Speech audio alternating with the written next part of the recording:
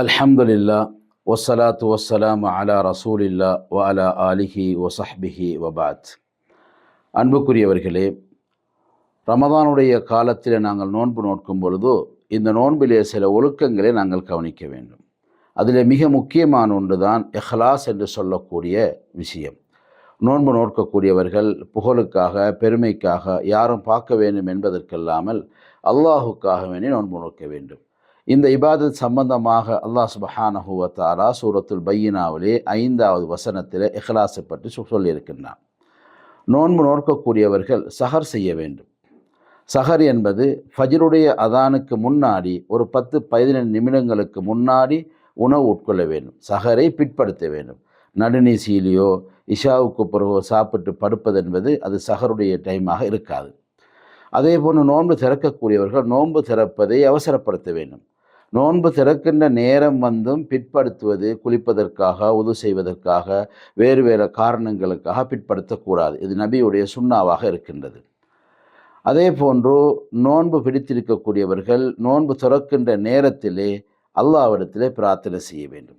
நபிகள் நாயகம் ஸல்லல்லாஹு அலைஹி வஸல்லம் சொன்னார்கள், நோன்பாளிக்கு ஒரு துவா இருக்கின்றது, அது அல்லாஹு தஆலா நிராகரிப்பதில்லை என்று சொல்லியிருக்கிறார்கள்.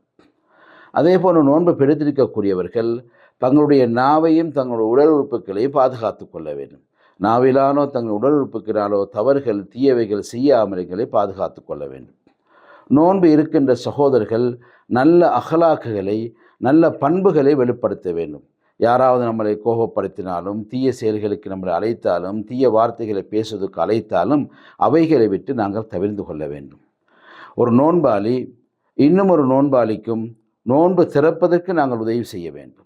ஒரு தஃப்தீரு ஸாயிமீன் என்று சொல்லக்கூடிய ஒரு இபாதத் இருக்கின்றது.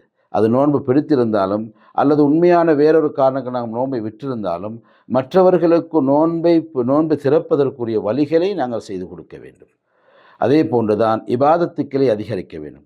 நபிகள் நாயகம் ஸல்லல்லாஹு அலைஹி வஸல்லம் அவர்கள் பகலிலே நோன்பு நோற்று இரவிலே நின்று வணங்குவதை நமக்கு அனுமதித்திருக்கிறார்கள். ஒரு இரவிலே நின்று வணங்கும் பொழுது பாவங்கள் மன்னிக்கப்படுகின்றன என்று நமக்கு சொல்லியிருக்கிறார்கள். அதே போன்று தான் இந்த ரமதானுடைய கடைசி 10 ஏத்திகாஃபுடைய அமல்களையும் நாங்கள் செய்ய வேண்டும். ஏத்திகாஃப் என்பது அல்லாஹுக்காக பள்ளியிலே இருந்து வணக்க வழிபாடுகளில் ஈடுபடக்கூடிய மிக பிரதானமான அமல்கள் ஒன்றாக இருக்கின்றது. இந்த ரமதானிலே நாங்கள் அதிகமாக அல்லாஹ்விடத்தில் இஸ்திக்ஃபார் செய்ய வேண்டும், தௌபா செய்ய வேண்டும். தான் செய்த பாவங்களை அல்லாஹ்விடத்தில் சொல்லி காட்டி, இன்ன இடத்தில் இந்த நேரத்தில் இந்த வயதில் இப்படி பாவங்களெல்லாம் செய்தேன், யா அல்லாஹ் என்னை மன்னிப்பாயாக என்று அழுது புலம்பி அல்லாஹ்விடத்தில் நாங்கள் பிரார்த்திக்க வேண்டும். விசேஷமாக இந்த ஒழுக்கங்களை நோன்பு நோக்கக்கூடியவர்கள் கவனத்தில் எடுக்க வேண்டும். எல்லாம் அல்லாஹ் சுப்ஹானஹு வ தஆலா நம் அனைவருக்கும் அருள் புரிவானாக.